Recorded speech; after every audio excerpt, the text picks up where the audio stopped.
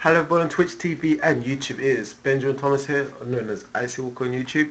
We are doing the 3D platformer tutorial today. Usually this is done Unity 2.0, but as you know, Unity's been out for quite a while now, and we've now got Unity, I think it's 4.12F. Yeah, it's definitely 4.1, sorry. So yeah, we've already downloaded the files to get the 3D platform tutorial. We've just opened up the PDF file, which is going to be on my second screen. As you know, I have two screens. So I'm going to be going through the actual PDF file, and we're going to be making the game on the scene view here. So stay tuned, and we'll find out what we got to do first. So if you go to the PDF file and just go to the part 1. Introduction, don't need to bring that, ready. Okay. Typographical conventions. This is a long story containing a lot of information. To make it easier to follow, some simple conventions are used, like tangents.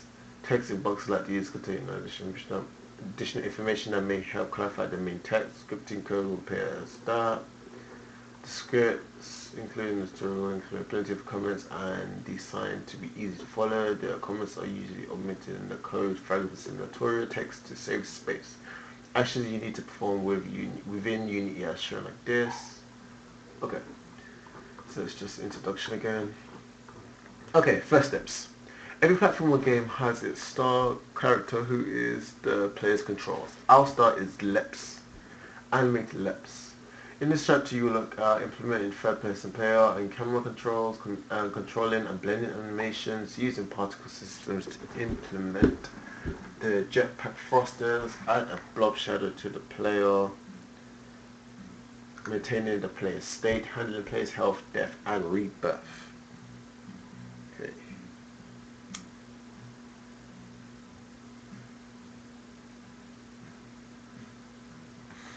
Okay. So before we can begin, we need to know what this game is about. In short, we need the plot. Our hero is Leps, an alien visiting Robot World version 2. This replaces Robot World version 1, which suffered a particular brutal segmentation fault and an abrupt crash into its sun many years ago. Unfortunately, Leps has had some bad luck. His spaceship has been impounded by a corrupt local police. After looking high and low, Leps has found his spaceship, but how can he get it back from Mr. Big Nastier? Obsessive compulsive cousin, Mr. Even Bigger. Mr. Bigger loves nothing more than artistically arranging fuel canisters on his floating pattern. He particularly admires how they glow when he places them on hollow pads, and of course they're cheaper than fitting normal garden lights.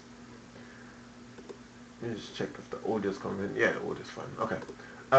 But there's something much bigger. There's something Mr. Bigger hasn't realized.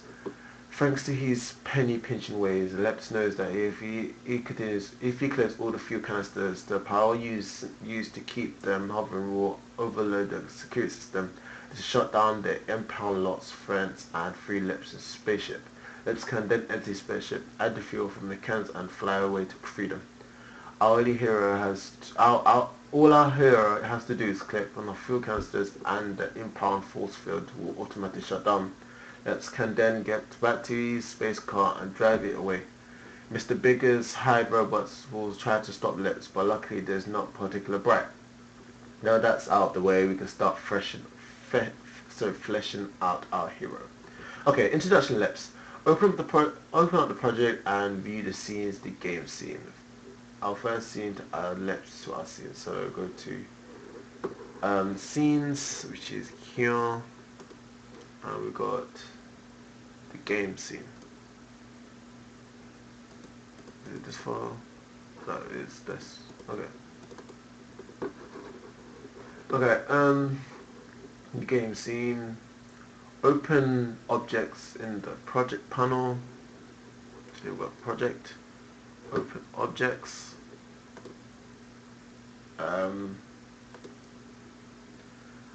Drag drag the Leps prefab into either the C view or the hierarchy view. So what's going on? The Leps is here. We just put in the hierarchy for now. There he is. Hello Leps. Move around to him. There we go, we've got our Leps player. Click on the new Leps, enter in the hierarchy and rename him to player. So we've got Leps, rename, player. Oops, capital L.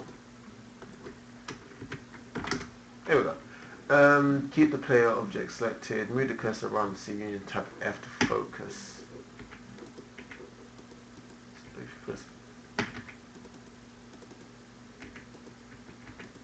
I'll just double click it, I guess. Focus key to the center of the view on the Leps model. Move Leps onto a raised platform with the jump pad, then through the yellow near the jail. See the screenshot on the next page. Okay. So if we can find,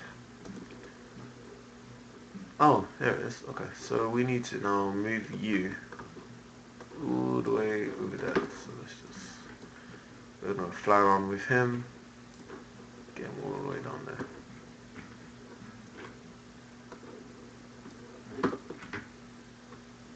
I think this is the platform. No, it's not. Okay, we need to find that at the exact platform that the game's talking about. That's his spaceship, which is pretty cool. Sure it's not here. I in fact think it is here, in fact. Someone to mess with circles. It's, oh, here we go. That's where it is. You need to go right here. So where is he? If we just drag him to here. Bring him up here, bring him up here. And there we go, there's our Leps player. I have to make him in there because if he goes on inside the floor, he'll just fall through the game and we don't want that. Like if he's like this, or even a little toe, he'll just, when you start the game, whoops, like that. So we just have to bring him up here. Oops. So we leave him right there. Okay. Next it says move and press play again to stop. If you click play, you should see Leps standing in the court outside the jail.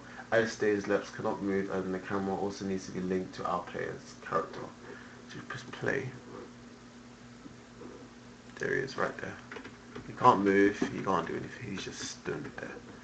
So we know that he's over there now. Okay, now we need to get Leps moving, but first we need to step back a moment and take a look at our camera. Position Leps in the scene. Third-person cameras. In a first-person shooter, the camera is the player's point of view, so there is no need to worry about making it follow another object around the scene. The player controls the camera object directly. First-person cameras are therefore relatedly easy to implement. However, a third-person viewpoint camera requires a camera that can follow the player around. This seems simple enough until you realize the camera also needs to avoid getting screenery between the player's character and the camera's viewpoint. This can be achieved using the ray casting to check for unwanted objects between the camera and player avatar.